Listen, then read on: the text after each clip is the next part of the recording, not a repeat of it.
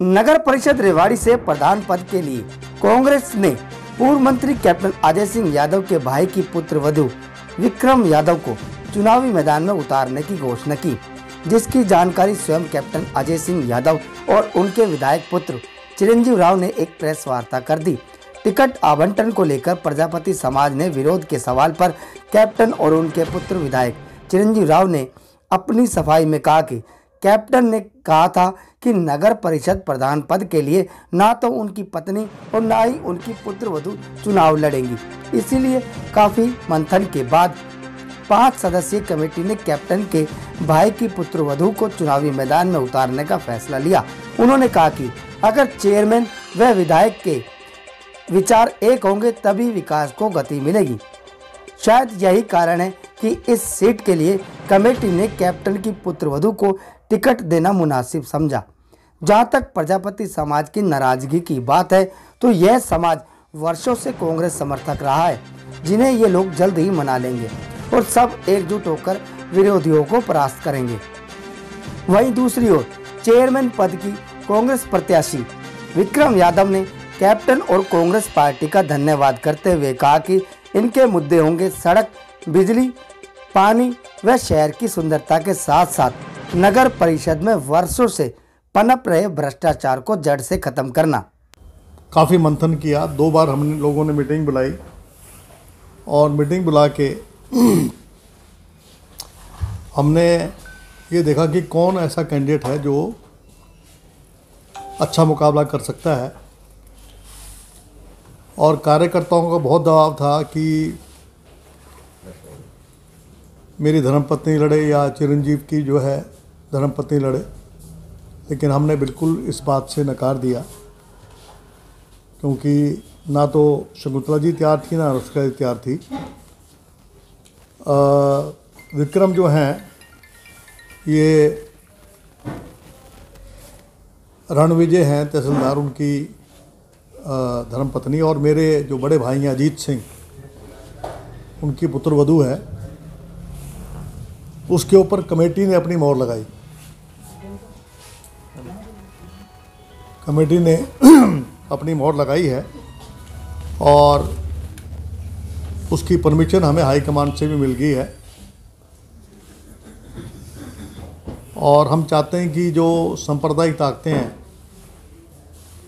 उनको हराने के लिए सक्षम कैंडिडेट होना चाहिए। आप जानते हैं टिकट तो केवल एक व्यक्ति को मिलती है, तो जब एक व्यक्ति को टिकट मिलती है उसमें थोड़ा बहुत लोग कुछ नाराज़ भी होते हैं, तो उनको भी हम मनाने की कोशिश करेंगे। उस प्रकार की ऐसी कोई बात नहीं है। और हम अपना घोषणा पत्र भी जो है, जिसे हम ये कहेंगे कि वो घोषणा पत्र का मतलब ये है कि जो हम भी घोषणा करेंगे उसको इम्प्लीमेंट करके दिखाएंगे, वो हमारा तैयार हो रहा है।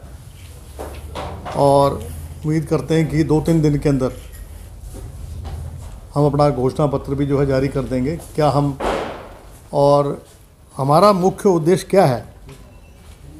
हमारा मुख्य उद्देश्य ये है कि रेवाड़ी के अंदर सड़कें अच्छी हों, म्यूनसिपल कमेटी में जो भ्रष्टाचार जो चरम सीमा के ऊपर है उसको समाप्त करें, कमीशन खोरी को समाप्त करें। सीवरेज की व्यवस्था बहुत ख़राब हो चुकी है, और क्योंकि चिरंजीव विधायक हैं तो हम चाहते थे कि तालमेल ठीक रहे चेयरमैन के साथ। तो इन सब बातों को मद्देनज़र रखते हुए और शहर की खूबसूरत बनाने के लिए पार्क्स को हम डेवलप करेंगे, पार्किंग के लिए व्यवस्था करेंगे। इन सब बातों को देखते हुए हम लोगों ने जो है ये फैसला लिया कि जो अच्छा कैंडिडेट है उसकी मदद करें। अंदर एक और बात भी है ना जी, आप देखिए भाजपा के अंदर तो आप देखिए कितने ज़्यादा गुट हैं। कहीं अरविंद जी का गुट है, रणधीर सिंह कापड़ीवाज भी अपने आप को भाजपा के अंदर बताते हैं, उनके अलावा अमित यादव जी भी, और बहुत सारे व्यक्ति हैं जो विरोध के अंदर इनके भाजपा के आ गए हैं। और दूसरी तरफ एक निर्दलीय है। अगर निर्दलीय अगर जीत गया तो बिल्कुल ही काम नहीं हो पाएगा। तो मुझे लगता है विकास तभी हो पाएगा जब हमारा चेयरमैन यहाँ से बनकर आएगा। यही चीज़ें कांग्रेस पे भी लागू होती है ना कि अगर कांग्रेस का भी चेयरमैन बनेंगे, जैसे आप अभी भारद्वाज जी ने क्वेश्चन किया था, वो सही से समझ नहीं पाई है, जो भी है मतलब कि आप विपक्ष के हैं और सरकार की तरफ से हेल्प नहीं मिल पा रही क्षेत्र के लिए, वही स्थिति कहीं ये पैदा तो नहीं हो जाएगी? मैंने आपको वही बात बताया ना जी कि काम, आप एक बात बताइए, जब तक चेयरमैन शहर के अंदर होता है तब तक ना तो आपके इसकी कमिश्नर की पावर इसके अंदर रहती है, जो अब बन गए दिनेश जी आए हैं, ना किसी और की। अब तो डायरेक्टली पावर चेयरमैन के हाथों के अंदर होगी, तो उसको किसी और की तरफ देखने नहीं पड़ेगा। Chairman is the sole head of the committee, he doesn't have to look around कि मेरे को इसको पकड़ना पड़ेगा, मेरे को उसको पकड़ना पड़ेगा। ग्रांट मैं लेके आऊंगा, विधानसभा में आवाज उठाकर पैसा मैं लेके आऊंगा, लगाना इनका काम होगा, तो कोई तकलीफ ही नहीं होगी, कहीं विरोध ही नहीं होगा। पर अगर दूसरे का बन गया तो मैं लाऊंगा भी, पर मेरे लिए हुए काम के साथ वो मेरे साथ तालमेल नहीं बैठाएंगे।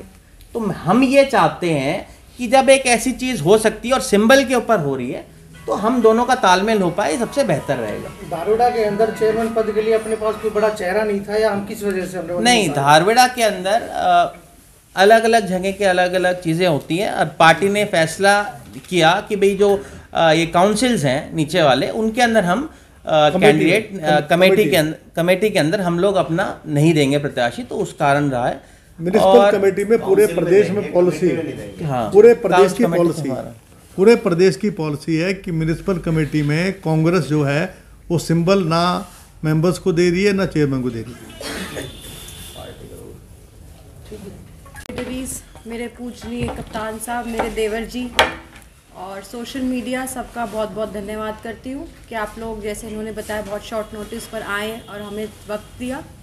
एंड सबसे इम्पॉर्टेंट चीज़ जो होगी, हम लोगों के जो मेन मुद्दे हैं, जैसे आवारा पशु, ख़राब सड़कें, सफाई, पार्क्स की डेवलपमेंट, सारे काम जो होंगे कांग्रेस पार्टी के नेतृत्व में, चिरंजीव राव के नेतृत्व में हम करेंगे।